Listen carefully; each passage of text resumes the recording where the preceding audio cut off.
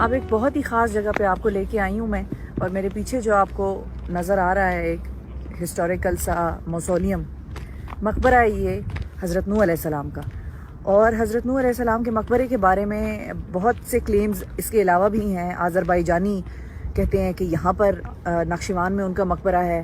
پھر ٹرکش جو ہیں وہ بھی کلیم کرتے ہیں کہ ہمارے پاس ہے. لبنان میں کہا جاتا ہے کہ وہاں پر ہے. پھر جارڈن کا بھی یہ کلیم ہے. مختلف علاقوں میں یہ کلیم کیا گیا ہے کہ حضرت نوح کا مقبرہ جو ہے ان ملکوں میں ہے. اور خاص طور پہ یہاں پر تو جو بات ہوتی ہے وہ یہ بھی ہے، اور بڑی انٹرسٹنگ ہے، کہ آرمینینز، ٹرکش اور آذربائیجانی یہ تینوں یہ کہتے ہیں کہ نوح ہمارے تھے.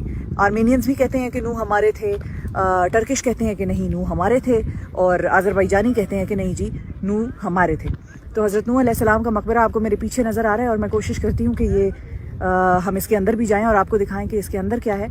فی الحال میں آپ کو ایک اور چیز بڑی انٹرسٹنگ دکھاتی ہوں کہ یہاں پر میرے آس پاس پہاڑیاں ہیں، اور یہ پہاڑی سلسلہ ہے. اور یہ جو آپ کو پیک نظر آ رہی ہے، یہ پہاڑی پیک نظر آ رہی ہے آپ کو اس بلڈنگ کے پیچھے. یہاں پر جو حضرت نوح علیہ السلام کے مقبرے پر گائیڈز موجود ہیں، ان کا کہنا ہے کہ اس پہاڑ سے جو ہے حضرت نوح کی کشتی ٹکرائی تھی.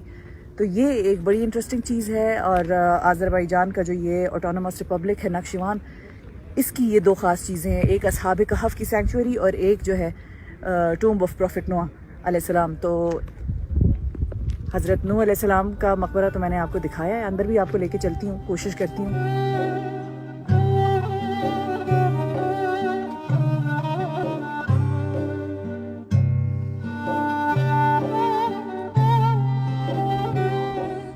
اب ہم موجود ہیں حضرت نوح علیہ السلام کی مقبرے میں، اور یہ وہ ساری ہسٹوریکل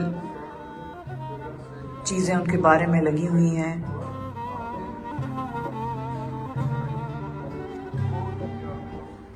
آپ کو میں وہ پہاڑ دکھاتی ہوں، تصویر اس کی یہاں پر موجود ہے.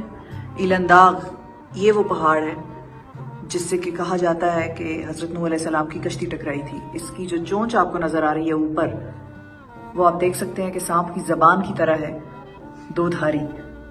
اب ہم موجود ہیں یہاں پر ایک بڑے سے پہاڑ میں، اور اس پہاڑ کی خاص بات یہ ہے کہ اصحاب کہف کی جو کیوز ہیں، جو غار تھا جس میں وہ بند ہو گئے تھے، وہ یہاں پر ہے. اور میرے پیچھے آپ دیکھ سکتے ہیں کہ پہاڑی سلسلہ ہے، اور آپ کو میں لے کے چلتی ہوں. آہستہ آہستہ ہم چلتے ہیں. سیڑھیاں ہیں بہت ساری، کافی اوپر چڑھ کے آنا پڑتا ہے یہاں پر. جی ناظرین، میں اوپر آ گئی ہوں یہاں پر سیڑھیاں چڑھ چڑھ کے، لیکن جو میں نے دیکھا ہے وہ ورتھ سینگ ہے ناظرین. اس کے لیے یہ سیڑھیاں بہت کم ہے جو آپ نے چڑھی ہیں میرے ساتھ.